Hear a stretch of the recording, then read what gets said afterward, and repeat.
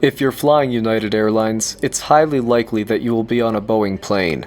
After all, of the over 1,000 mainline aircraft in the United fleet, the great majority of them are made by Boeing. But if by some chance you end up on the fraction of their mainline fleet which consists of aircraft from the A320 family, this video is for you. Today I will be flying United from Bozeman Yellowstone to San Francisco on an ex-China Southern Airways A319. I'm looking forward to seeing what United is like on one of their Airbus planes, so I hope you enjoy the video.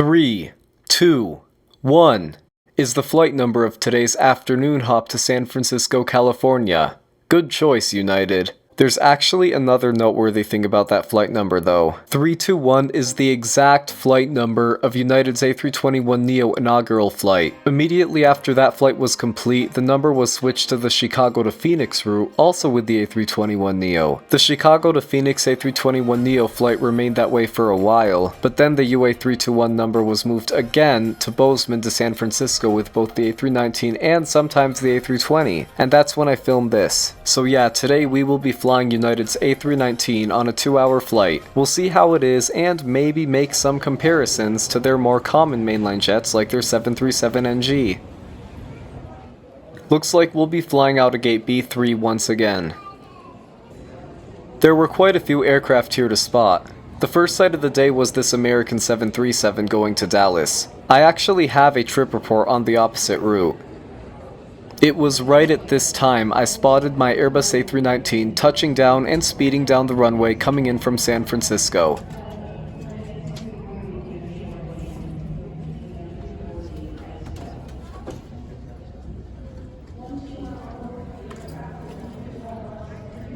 But before the plane actually got to the gate, I came across a very rare sight. This is an Alaska Boeing 737-900 coming in from Seattle. And you may have already noticed that there is something odd about this particular one. That's right, it doesn't have winglets. It's definitely an ultra-rare trait of the 737-900, especially nowadays. Also, as you can see, it's got the eyebrowed cockpit, which shows that it is old for a 900 variant. A few months after today's flight, I actually flew on one of the sister ships of this Alaska plane and filmed it for a future trip report. It had winglets, so it wasn't as cool of a catch as the one here, but like this one, it had the eyebrow cockpit, so it was pretty interesting to fly on.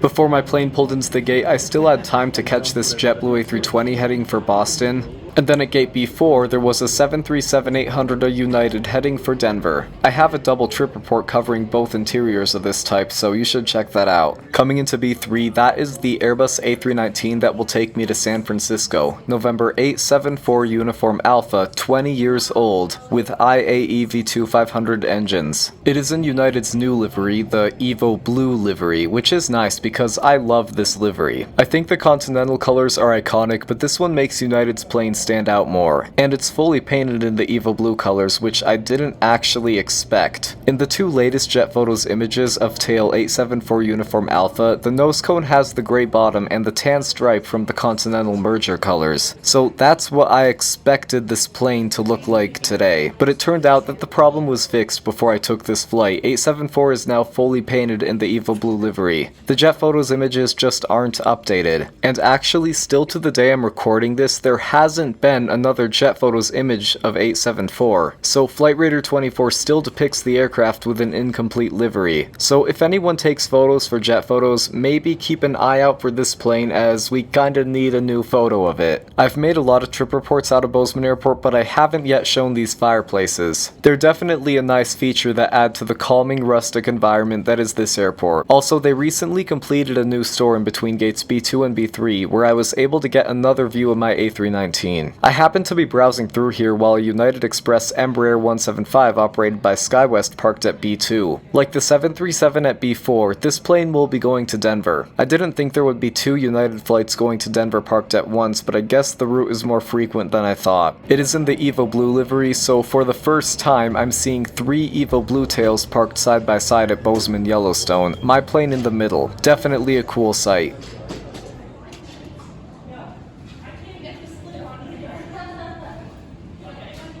Going out to San Francisco. San Francisco Airport is under construction, so lately we've been having a wheels up time out of here.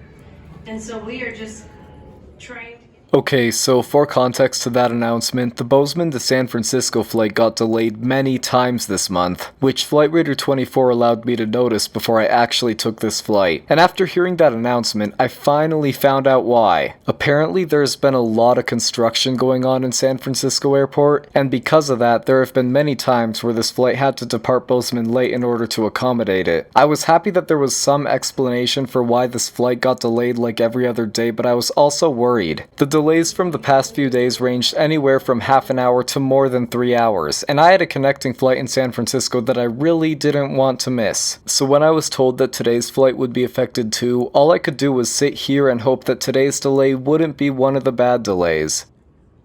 Another thing I want to mention about this plane is that it didn't always fly for United. 874 Uniform Alpha flew for China Southern for most of its 20 years as Bravo 6021. This was a shocker for me because I originally thought all of United's A319s were legacy, but no, it turns out they have a few ex-China Southern ones. 874 was transferred to United in mid-2020, which means it never actually wore the full Continental merger livery. I don't know why it had that nose cone for some period of time. Maybe it was a replacement part from another United A319. I still don't know what the deal with that was. The hard products on the Legacy and the ex-China Southern A319s are pretty much the same throughout, except there is one key difference which I'll show you once we're on board. And to my surprise, we ended up boarding on time. So I guess the San Francisco construction wasn't as much of a problem today as the crew initially thought.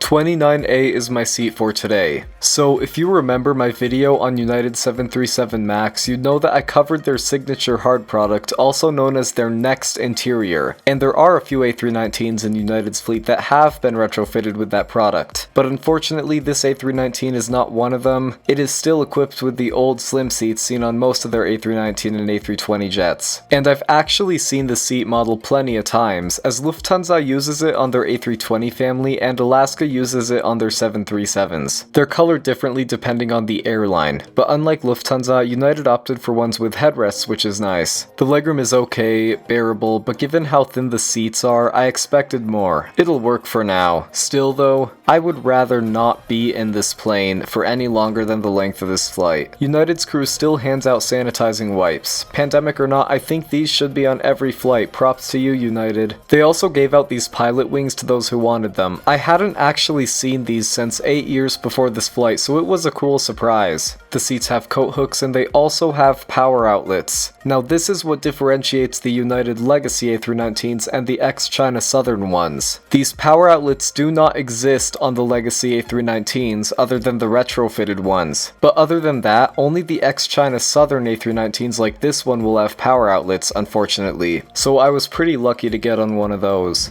Flight attendants, please complete final safety checks and be seated.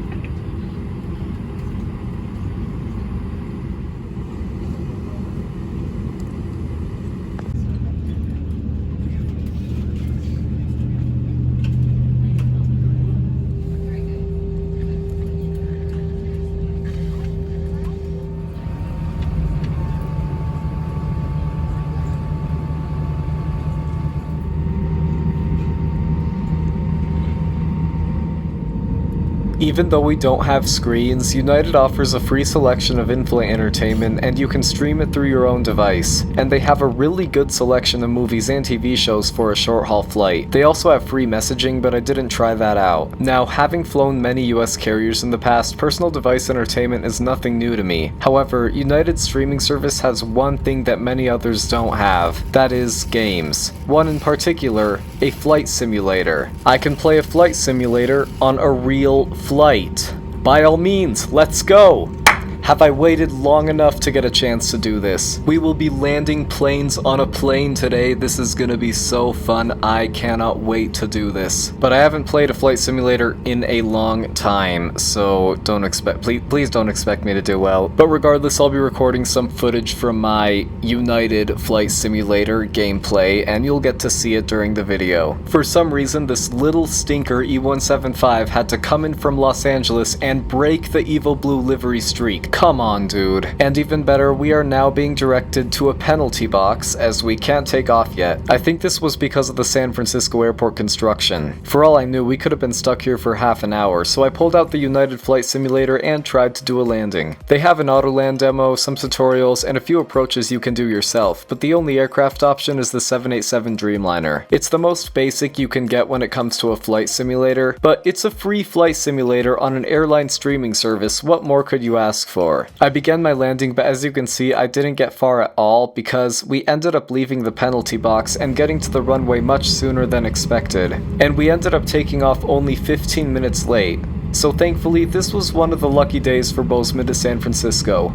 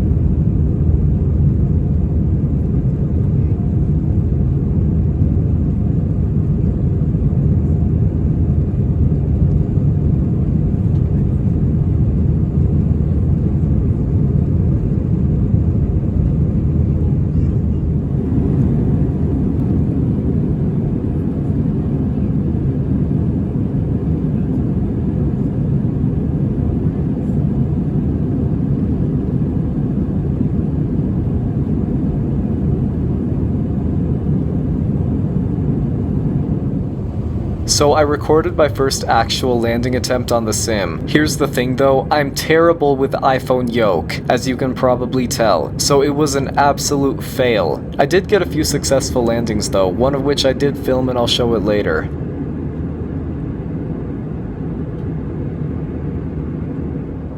I am no fan of the skinny hard seat model, but one good thing about it is that its tray table has 2 cup groves, which I found helpful in the past.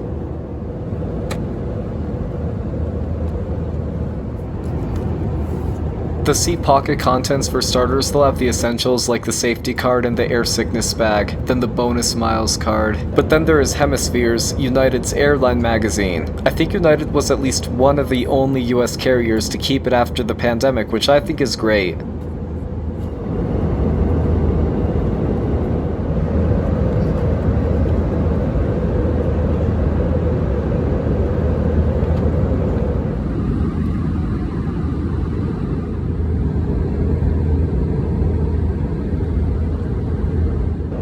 United also has a buy on board menu, but I didn't buy anything today.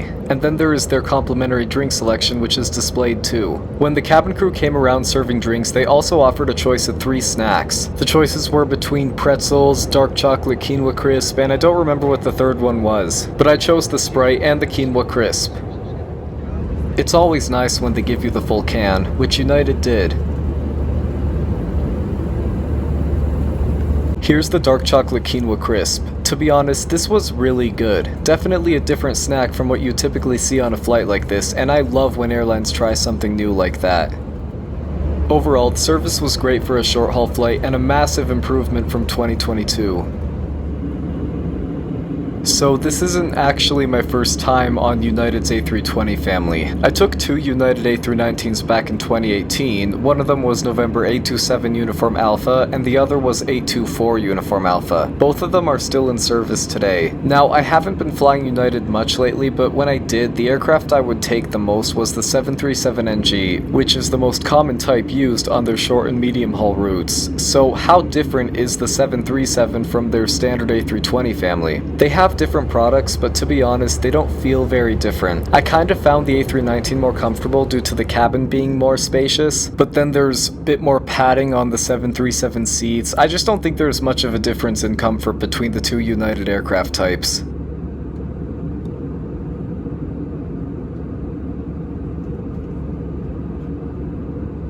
So this is the last of my United Airlines flight sim footage, but it was an actual successful landing this time, kind of. So yeah, you can watch this and then we will be doing our descent and real life landing on board this A319.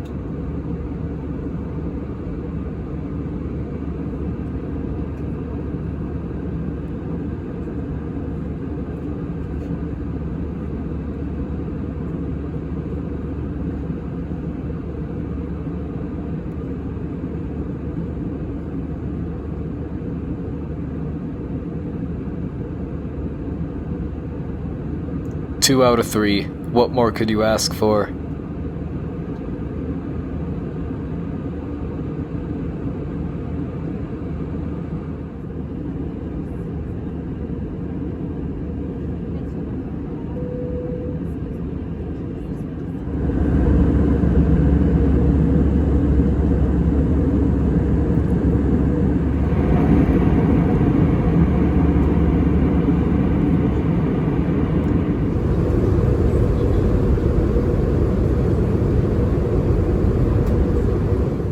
I got footage of San Francisco's skyline on camera, so you can enjoy that while we descend. Landing by taking your seats fast to your seatbelt.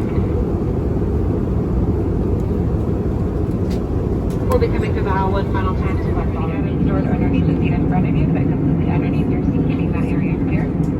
You may continue to use charger phones and tablets if you are.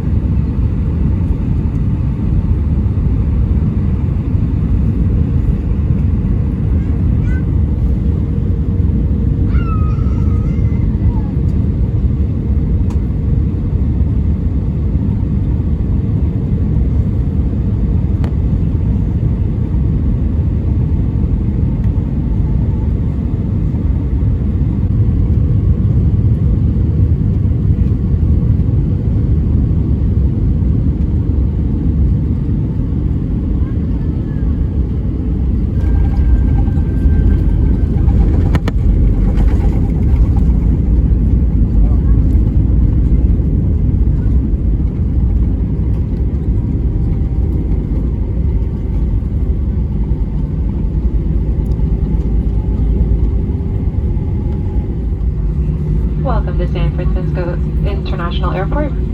Current local time is 5:39 p.m. Please stay comfortably seated at our gate. When you walk through our airport team, they'll be more than happy to answer any questions you may have. For those of you traveling elsewhere, we are coming into gate F14. So, my experiences on United short haul have varied a ton. One reason for that is their cabin inconsistency. We got quite a few aircraft in their brand new Next interior, which has improvements, but then there's the majority of their fleet which still has these mediocre seats with no screens. But even without the Next interior, United still has improved quite a bit. Their personal device entertainment, for one, that has improved. They now have games like that flight simulator, and their service has gotten a lot better since when I flew with them 2 years ago. Just United in itself has gotten quite a lot better since then, to the point where I take back what I concluded in my AA versus UA video from a while ago. United is the better option over American Airlines. The seats on United's A319 are mediocre, but other than that, this was a great flight with United. The final score will be 8 out of 10.